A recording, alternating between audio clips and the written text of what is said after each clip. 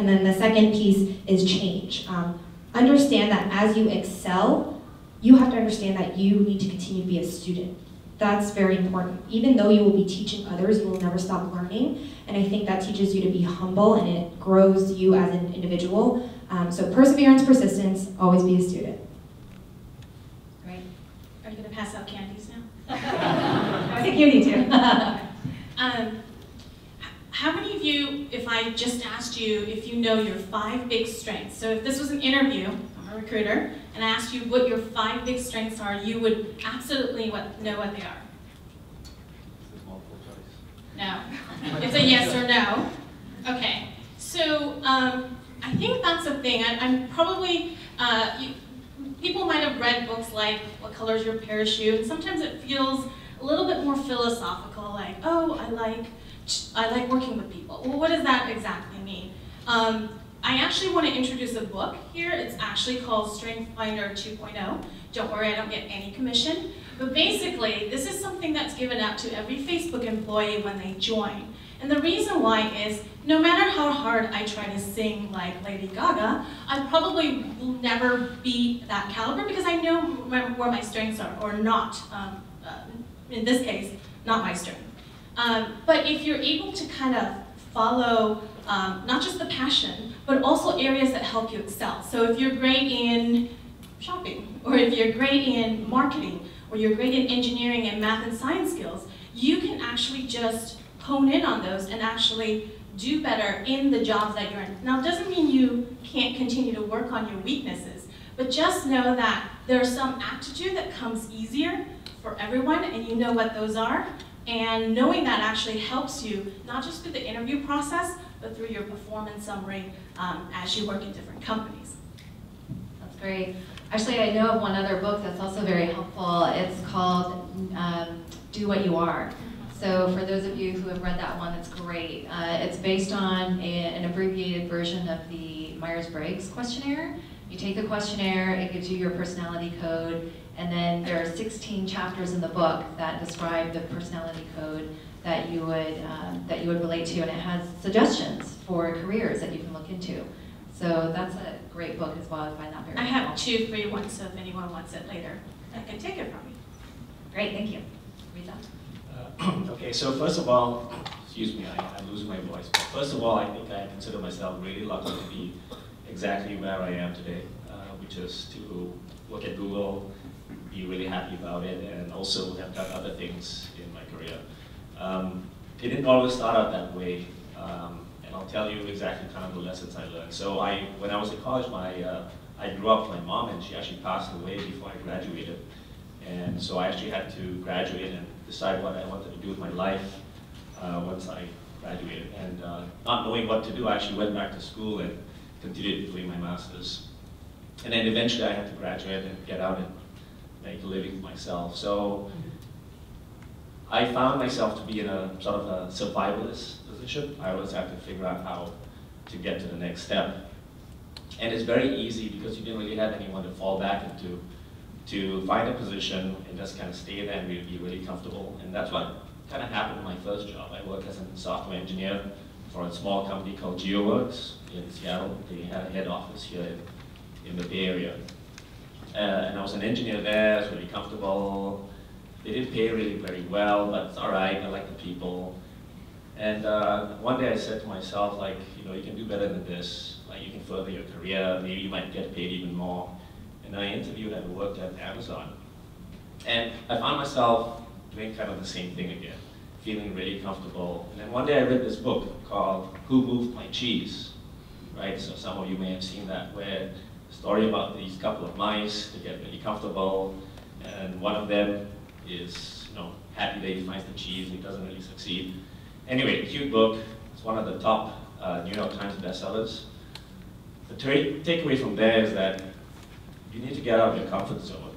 And that's what I did. I quit Amazon in 2007, and I started a company with a friend of mine, and we didn't really work out. And after a year and a half, it became really successful, and then Google acquired it about 2 years ago. And I was learning a lot of new things, and I think I proved myself.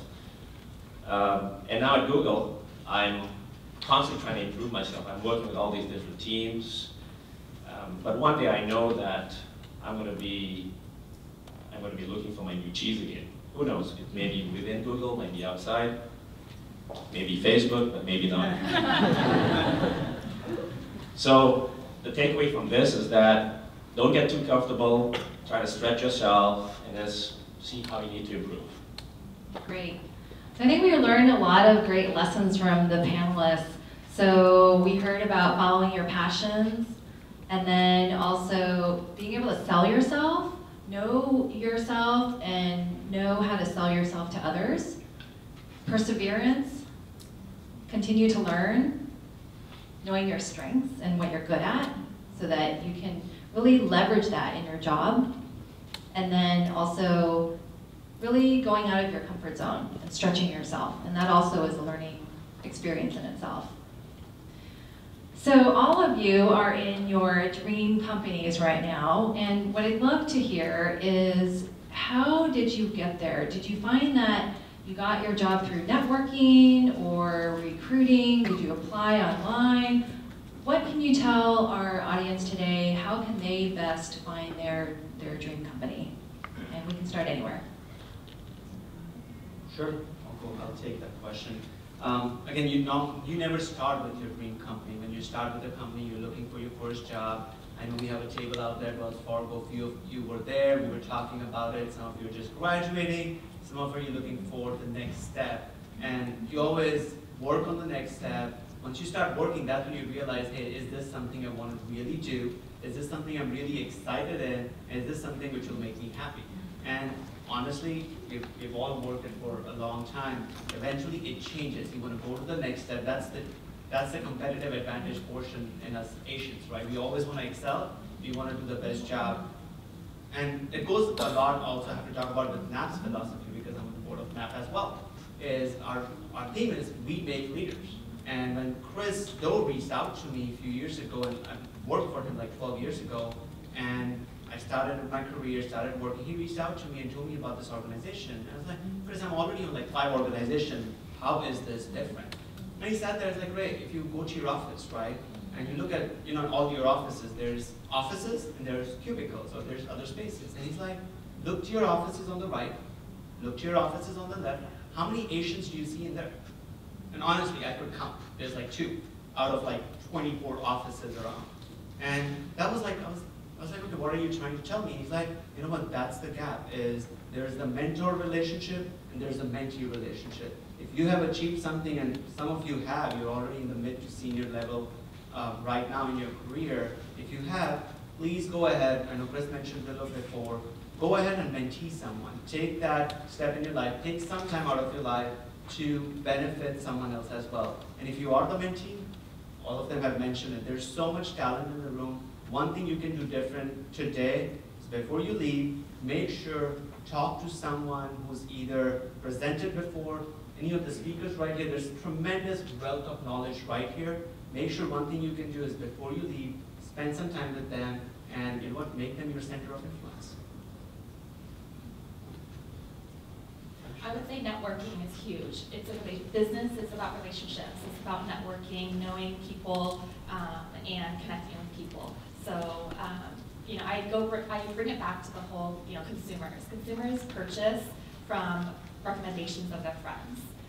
So you see all these companies marketing to you, advertising to you, all these billboards. But at the end of the day, who are you going to buy from? From a person that recommends a certain product that they had a great experience with.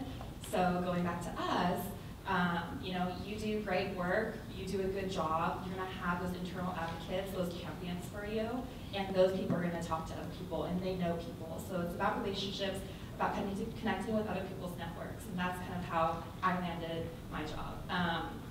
And I don't think that I have had an interview since before college. So every single job I've had has been through a connection.